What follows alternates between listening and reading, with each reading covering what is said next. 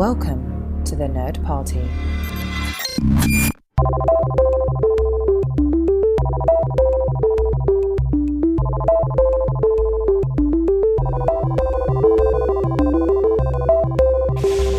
Hello, everybody at home, and welcome. This is Second Contact. It's a Star Trek Lower Decks commentary podcast.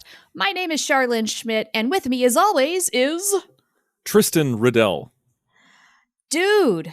Here we are. This is kind of, at least for now, the end of the road. How are you feeling?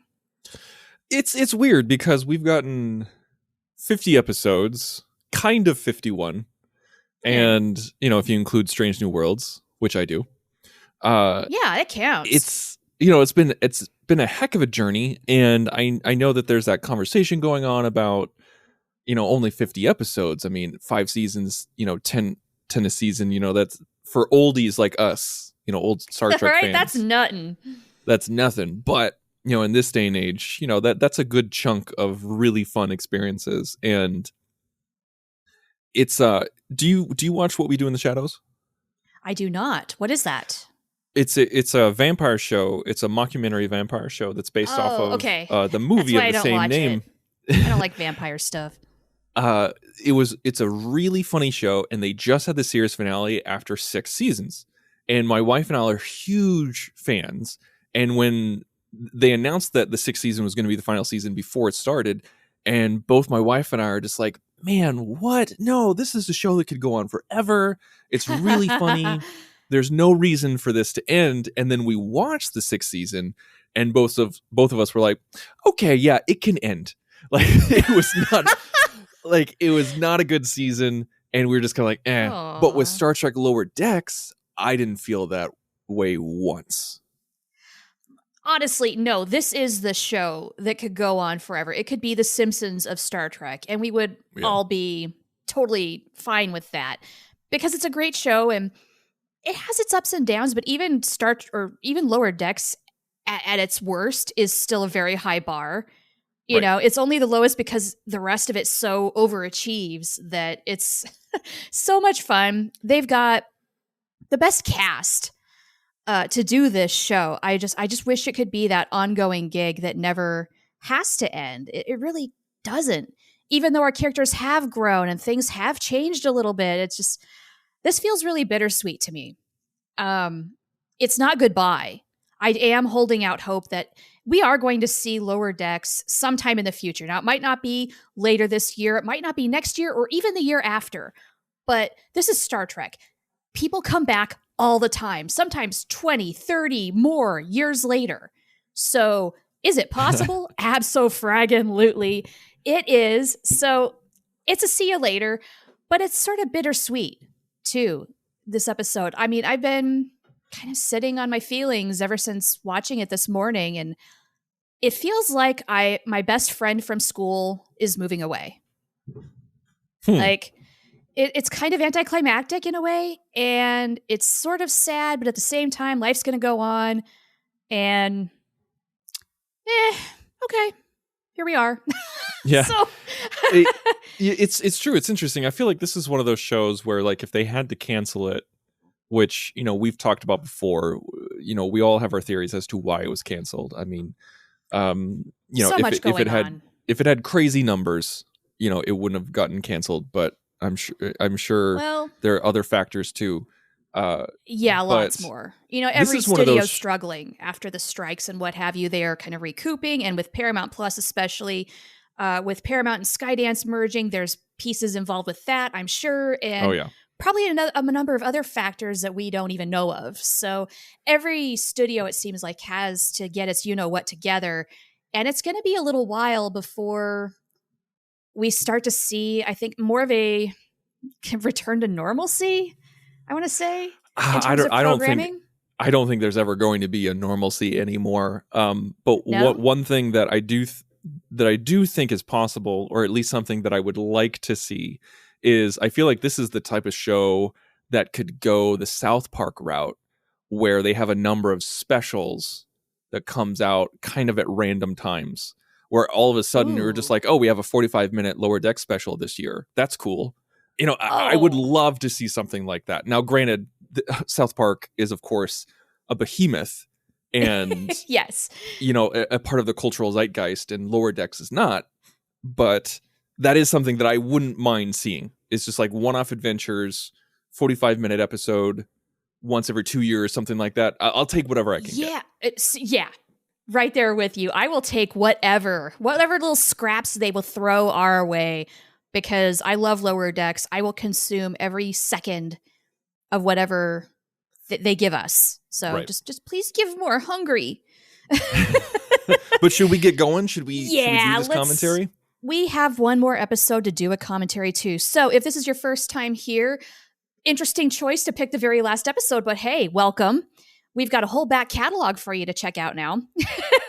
And what we do is we'll give you a countdown, 3, 2, 1, play. And then when you hit play, what we're going to start playing on is right after the CBS Studio logo. It fades to black. We pause right there. And then that's where, if you want to follow with us, that's where you're going to sync. Otherwise, if you're just listening to us wherever, whatever you're doing, if you're cleaning the house or traveling on the bus or whatever, hopefully you've seen this episode maybe more than one time at this point. And we're going to jog your memory about what happened, but hopefully we are also entertaining on our own. That's always the goal. Now, do we succeed every time? I don't know. You all tell us. But that's the goal. All right, let's go ahead and do this. Okay. 3, 2, 1, play. Ooh, previously. How many times have we gotten a previously on Lower on Decks? this show?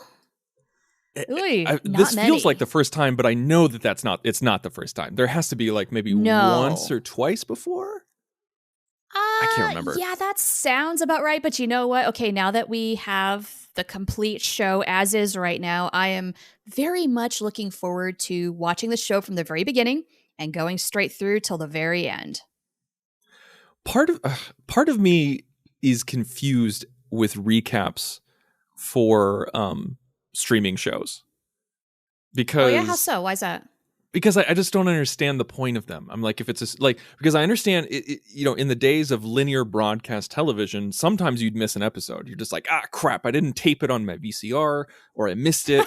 I was The worst. Whatever it is. And so like you had to have a recap where you're just like, oh, I must have missed that one. Thank goodness I had a recap so I know what's going on. In the days of streaming, you have access to all episodes all the time. So why do you need it? But then again, like you have a show like Silo that my wife and I are watching, and thank God we have recaps, because there's so many times when I'm like, wait, who what was that guy's name? Like we saw him like 15 episodes ago. Oh God, stuff like that. So maybe I'm talking myself out of it. Well, I would also argue that people have short attention spans, and week to week, people consume so much content that, I think maybe the recaps do more good than harm. Oh, I don't think they're harmful. I just, it was just one of those things where I was just like, oh, what does that mean? So, okay. This one, I laughed immediately when she said, F the council. I don't know why it just makes me laugh when they swear in the show. It's just so random. Like, why is that? It just, I guess it's the delivery. Okay. It's the fact that it's so commonplace.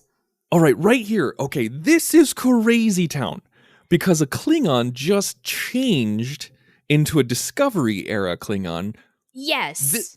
This is going to be talked about for a while, because what is McMahon saying here? Right? Also, were you expecting a Mary Chieffo cameo once you saw that on screen? Because I kind of was. Well, I mean, yes, it definitely looked like the Empress. Yeah. But yeah, okay, so yeah, what is that saying? Is seriously, he saying because we're talking about quantum realities here. Are we? Is he? I think it's just I think it's a poke at the audience. I think it's just like, I'm going to throw this in just to confuse you and just to tease you. Just to get F conversation, with us. just to screw with us. That is exactly what it is. He is screwing with us, because whatever McMahon's feelings are on New Age Trek, I mean, he's a part of New Trek. Like he's, I mean, it's just, there's no way Paramount would knowingly say, but yes, all of the haters are correct. Discovery era is an alternate timeline. No, not going to happen. Oh, no. But no, this is definitely Mike McMahon, though, poking the bear. Mission accomplished. Yeah. And hey, he saw the opportunity. Why not put it in not? Just to it's get like, people talking about it like final us? Screw you. Yeah. Provoke them. Why not? Let's just do it. So we got a lot of. Oh, go ahead. Yeah, go ahead. We've got like 2 recaps here. We had the previously on, and now we're sort of replaying the very end of the last episode, but with some bonus content. Yes, I love that. I love that we kind of had a build up. Like it didn't start right off from him just like screaming and running away. Like it was, we got a little bit more Lower Decker time with all of them together. And yes, and honestly, so that's what I was expecting.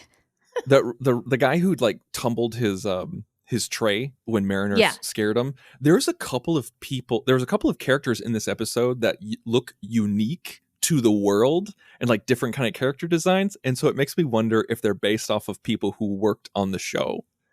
It looked like people who were drawn in, because like McMahon himself was drawn into an episode of Rick and Morty, and it makes, I don't know, it's just a theory. It's just a theory, but regardless, any excuse theory, to have all of them together.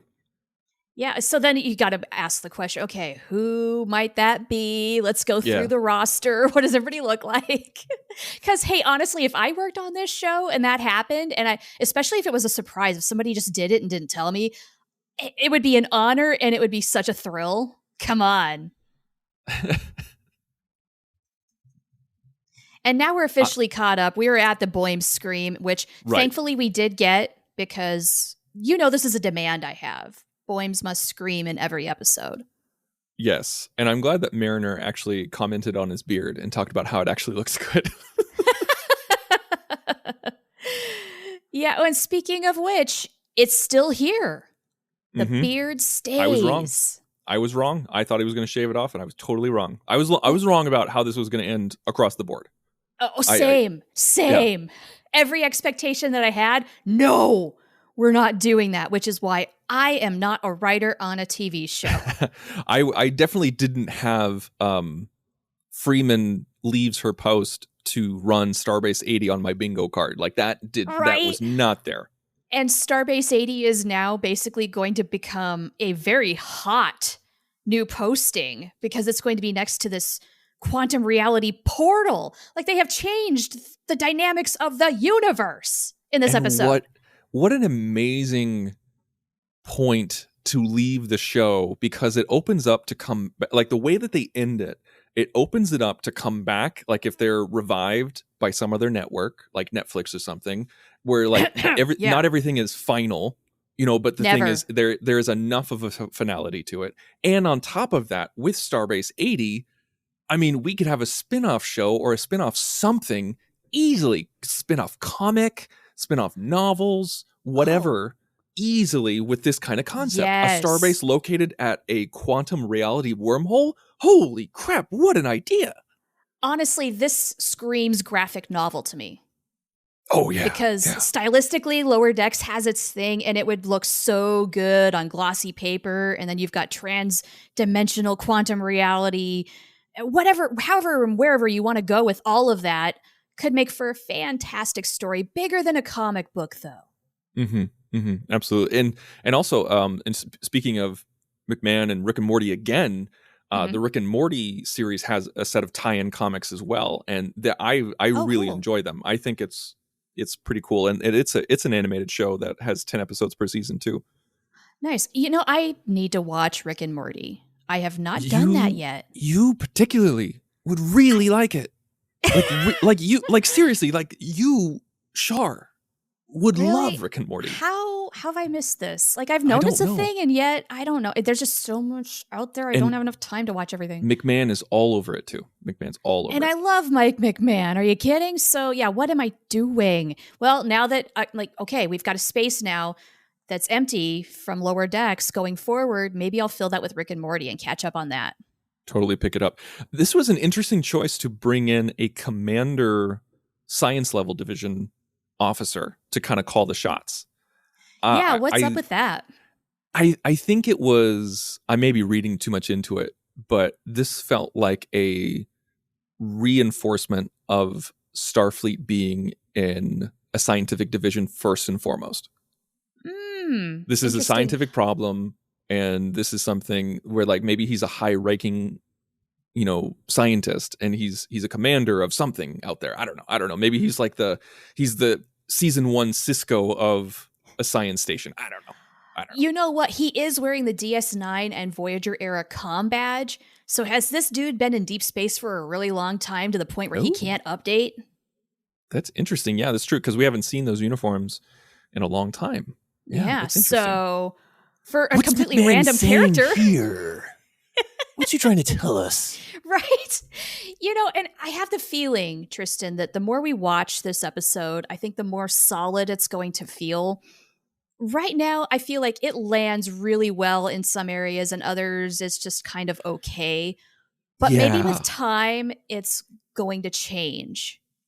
I feel like it lands really well and in really unexpected ways, but there's a lot of things that felt shoehorned in hard.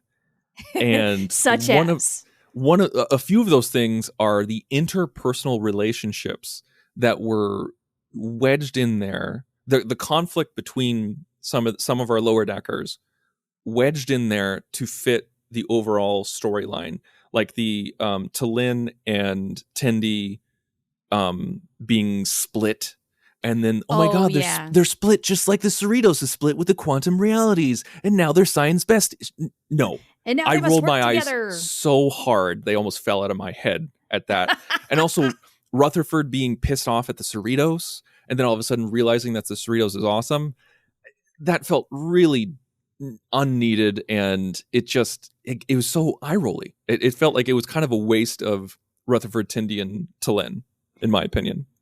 Here's why I think it maybe does not work, at least from where we are at right now, having watched this really no more than 1.5 times, is that it lands in a nice place. But getting there seems, I don't know, there were parts of this episode where I was just like, what are we doing here? This is the last episode. Like this Klingon stuff, I'm neither here nor there on it. Too much Klingon, too many Klingons. I don't know if I felt care. It was unneeded. Yeah, I think that's the thing, is that like I just don't care. I don't care. I mean, why I felt are we like meeting we them were right done now and with those Klingons a couple of episodes ago. Like we should have been done with them there. There was no reason to bring them back. Honestly, the best thing is the Targ just drooling everywhere. The albino Targ. Yes. Yes. Yeah, just drool and bite everything. That alone is entertaining, but this is the series finale, guys. Yeah, it was strange. It was Yeah, there were some choices here that were kind of like, I don't know. And at the same time, we're just going to have to give this some time maybe. I would say though this is not ever going to be my favorite series ender. And you know what? That's okay, because I'm so hungry for more that I hope it's not.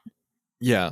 That's one of those things where I feel like we put sometimes we might put too much emphasis on a series ender, where it can kind of like, if you put all of your like with How I Met Your Mother, like if you put all of your eggs in that basket, it's going to ruin the show for you. Right. Well, and last week was such a hype fest, especially online, the energy about episode 9 and all of the voices we heard. I feel like, how do you top that? I think that's often the case with penultimate episodes. Is there are times with big shows where the penultimate is the climax. And then with a long-running series, you have to have your final episode be kind of the falling action, the kind of like bringing down and the wrap-up. Like if you look at Breaking Bad, the penultimate episode is mind-blowing, absolutely mind-blowing. Yeah. And the series finale is satisfying. It but is. Yes, that's a great comparison to make. Yeah, you have to have that falling action, though. You have to tie up the story. But is it as exciting as the height of the action, the climax of the story? No, from that perspective, no, it's not. So you're absolutely right about that. So that's kind of how I feel where Lower Decks falls, is that last episode, holy crap, amazing. This episode, okay, all right. Like I'm going to miss you guys. You know what? I'm gonna miss Honestly, you though, guys. that kind of like helps me soothe my feelings about it. Like, this is the way it's supposed to be. It is supposed to end a little more quietly. We have to tie up all the loose ends, and that might not necessarily be the most explosive thing. Also, the fact that we got so many folks to come back, Jolene, Alfred Woodard, Garrett Wong, many others in the last episode, I'm glad there were no more cameos here to like kind of steal the thunder away from our mains. And one thing that I was really appreciative of is later on we'll see, like when the ship changes, we'll see it go Sovereign class, like it's full on Sovereign, and they kind of have those hero angles, and it looks like it's about to swoop in and save the day. And part of me was like, oh, that's cool that it's a Sovereign because, you know, like the Enterprise couldn't make it, yada, yada, yada. But then at the same time, I was like, no, don't let it save the day when it's a Sovereign class. No, the Cerritos, the Cali class needs to save the day. And then McMahon and company did not let us down. Cerrito strong, baby. But at the same time, it was so much fun seeing different iterations, different designs of the Cerritos. Like, as the Sovereign class, look, the Cerritos is a hottie. Not gonna lie. I also love that there was like a Sovereign-y mix with the Cali class. Like it was like the ISS Cerritos. Yes. And it made me think about, I think it was like season 1 or 2 or something like that, where Freeman's just like, no, I don't want to refit because everything comes out looking all sovereign-y. Yes. That's exactly what it would have looked like. She was right. But at the same time, internally, I'm just like, that looks really cool. Yeah. I think, you know what, in that instance, it's really cool to see it for a moment. Yes. But okay, my favorite thing, though, about the differing ship designs is the fact that the Klingon ship becomes a barge. It's so funny. It just frankly falls apart because it can't be in space. Like, and I love that the lieutenant that's hilarious. was just like, could that happen to us? Right, there were many ships called not Enterprise, but yeah, nevertheless, Cerritos. Yeah. It could become the Cerritos Auto Square, which is a big car dealership down here. See, like this right here, this was crazy to me and out of character and unneeded. Like, why is Tendi angry here? Like, we don't need this friction. Didn't they figure this out? I know. We spent an entire episode figuring this out. We did, which is why we don't need it, which actually, I think, in my opinion, takes that down even a lower notch than Rutherford's stuff, because at least... Yes. Like, it seems to come out of nowhere. That's my gripe about Rutherford's thing. It's just like, all of a sudden, he hates the Cerritos. What? Okay, why? So are they just is Mike McMahon trying to make us think, oh, he's going to be the one that leaves the ship at the very end since somebody's going to say goodbye? And I thought maybe that's where it's going. Like, okay, he wants to get on, the big ships. He wants to do the big work. But nah. Yeah, I am glad we get exactly one more right. Cetacean Ops, though. Oh my God. I figured you'd be happy that happened. I am always happy to see Cetacean Ops. Like, really, animated Trek in the 2020s has given us so much good stuff in Cetacean Ops. I'm so grateful for that one little reference in yesterday's Enterprise that became this explosive thing. It wasn't just in yesterday's Enterprise. Like, we actually... True. Yeah, we heard Geordi say about, like, have you seen the dolphins or something like that? It was almost off screen. It was just like, boom. But neither here nor there. This was... Yeah, oh, there it is. Yeah, the sun comes out all sovereignty. It's so dark, though. And I love how Shax is like, oh my gosh, these weapons are amazing. And then immediately goes off. Broken. Yes, the delivery on that line was beautiful. He was great. And it's so true to character, where he feels like he's constantly, weapons blocked. Well, sort of like how, Picard would always tell Worf no all the time. I feel like that, this is, that's Shax's thing is, oh my gosh, I've got 100%. These amazing weapons that I can't fire. Dang it! I also love this new Bird of Prey design. Like, it's bigger. It has those twin wings. Yes. Pretty. I want a model of that one. There should be a model. Yes. Yeah. I agree. Now, let's get going, Eagle Moss or whoever the hell owns it now. Yeah, who? I don't even remember, but It doesn't they're matter. on it. There's like a whole lineup of ships coming out, in the next 2 years constantly. So, okay, get to work. So what did you think here? Like who did you think somebody was hiding them? Did you know who it was? What did you think was going on with this hidden Klingon brother storyline? Yeah, you know what? Honestly, I wasn't sure, and I don't know how much I really cared. It's like, Yeah. he'll show up. I was kind of the same. These guys being I was here, like, he'll pop up. it means more to Mariner than it does really to anything because she's connected to these guys. But yeah, I'm not invested at all in this Klingon storyline. I'm just not. I wanna focus more on our main characters who do thankfully all get some sort of chance to shine for the most part. Miglimu is on screen, but horrendously absent otherwise. And Kayshawn doesn't really get anything to do except hang out in the background. But otherwise, everybody gets a moment. It's true. Like, everyone gets a tiny moment, but we got to remember, like they had their entire episode devoted to Upper Decks, so they had their moment to shine. Okay, fine. Maybe that is why we had to have that episode. Yeah, and I think that was well worth it. Oh yeah, that was a favorite from the whole season for me. I love that the doc brought up Kirk. Like, there's got to be a sneaky, underhanded way that we, like Kirk style, that we could defeat these guys. Right? Yeah. Now, how does Captain Freeman, though, not realize that was a fake message from her husband? I know that was stretched a little bit because there's got to be like confirmation codes that they send in. They could have reached back out. I feel like there's some sort of commentary on AI imagery going on with this where, maybe if you're not thinking about it too hard, it looks fine. But if you actually take a look at it, you're going to see things that aren't right. Okay, here comes a literal Deus Ex Machina. Now, what did you think about this payoff? Like, is it enough to bring back this character one more time to help save the day? I think at first I was like, come on, this is stupid. But then I immediately backtracked it in my own brain where I was like, okay, McMahon, she's literally a god and she saves the day out of nowhere. The fact that the figurative became the literal, I think, is incredibly funny. And also we get a callback to Worf de-evolving. Yes. In that one spooky episode Genesis. Where Barclay becomes Genesis, yeah, where Barclay becomes a spider. Yes. Yeah, that's such a weird episode. I love that episode. I love it so much. You know what? Yes, as time has gone on, I have only leaned into embracing the weirdness of those kinds of Star Trek episodes that would never be made today. But the fact that we have them oh man, I just want to watch them more and more because of that. Genesis, Threshold, Sub Rosa. Oh yeah, all that stuff. I love that stuff. I genuinely do. I mean, yeah, there are bad episodes. Of course, there are bad episodes that you don't want to watch, but the ones that been told were bad online aren't that bad.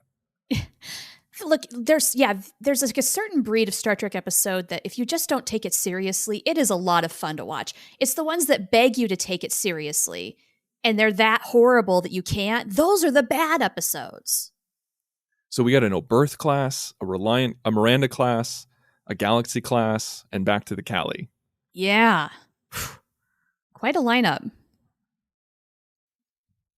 I have to imagine the artists were having a fun time. Oh my gosh, all the ship right? designs. Yeah. Hell yeah. I really hope that we get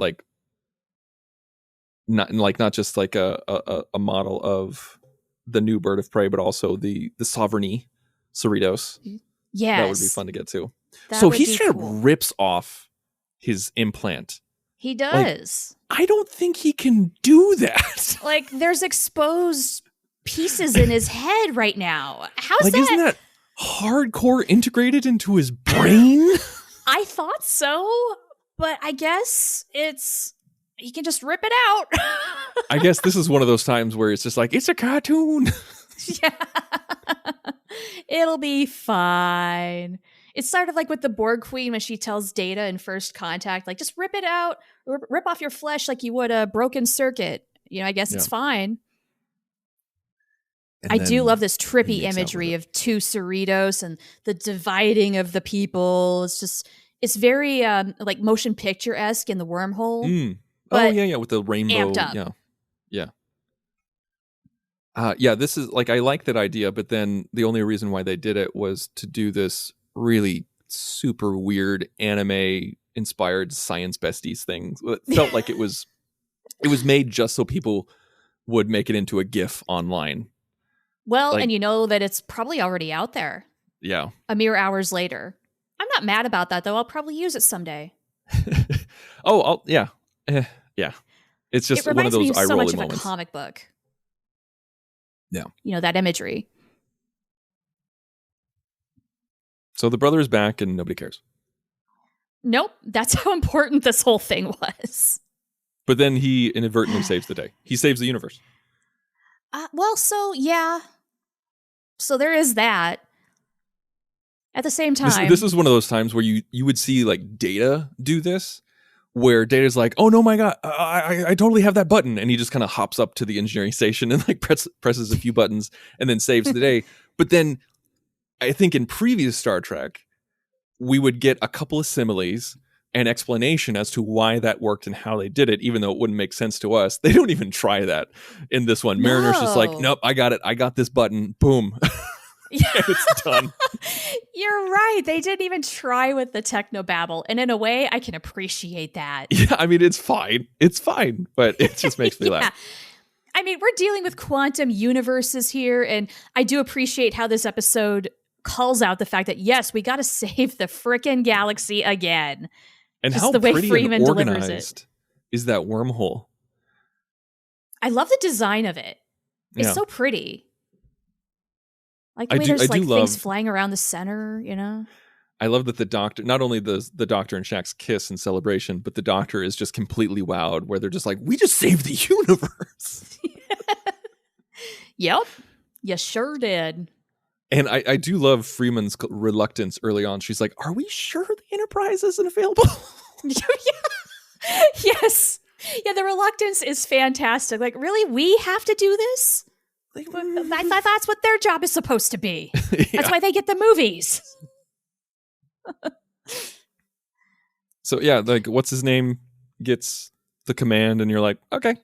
All right. Yeah. Sure. All right. For whatever reason, why ever he's wearing the Picard jacket, I don't understand it, but I am on board with it. No, we've seen that kind of Klingon robe before. Oh, have we? Yeah. Okay, here I just thought it was the Picard jacket. Okay.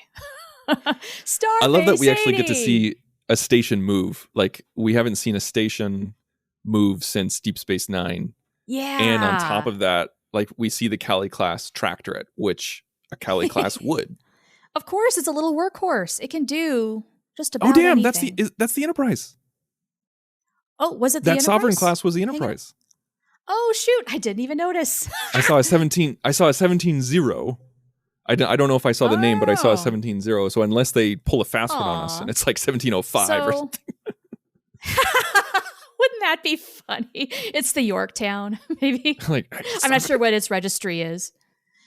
But I mean, the Enterprise was on yeah. its way, so it did make it. Absolutely. So what did you think about Freeman leaving? Like how do you feel about that? I love this choice for many reasons. One, the fact that this does sort of complete Mariner's story along with Freeman. She has a new adventure awaiting her. And I also love how this actually gives her and her husband some time to spend together, because the last 5 seasons, they've been chatting on a view screen more often than not. Mm-hmm. That's got to be a hard way to maintain a marriage. So, you know, I guess it just reinvigorates my belief that, hey, they're actually invested in the relationship. They want to be together. It's just being a Starfleet officer and being married is at the same time is really difficult to manage, because you've got a lot of duty to put ahead of your own wants. This way she kind of gets a little bit of both, and I like that balance. And then for Mariner, she has grown up. Her mom trusts her. They kind of they have each other's back now. They both are on, like, I don't know, they've got their path. They're on their way. And so it actually makes a lot of sense now for there to be a break. And the fact that it, you see tears coming down their eyes just a little bit. It's touching. That's my thought. What did you think? Oh no, I echo what you say. I think it's a nice finality to Mariner's story by having Freeman step away because she feels like she can. And I absolutely love like that they sow the seeds of a budding relationship, a romantic relationship between Rutherford and Tendi. And it makes you feel like maybe because of Rutherford's implant, he wasn't able to explore those feelings to their fullest extent. And now he can.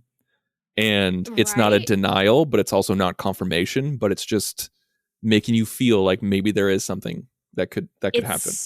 You know what it is? It's the next step in the will they or won't they. And in a way, Rutherford is going to be like the Data of the Cerritos, where he's exploring his newfound emotions. Yeah. So that could be fun. I'm actually here for that. The Billups tubes. And then we have one of the best hero shots of the entire, franchise is all 5 of them on a turbo lift, just looking epic. Yes, it's coming up, and I love it. Like, I immediately screenshotted it. Oh, nice. Good thinking.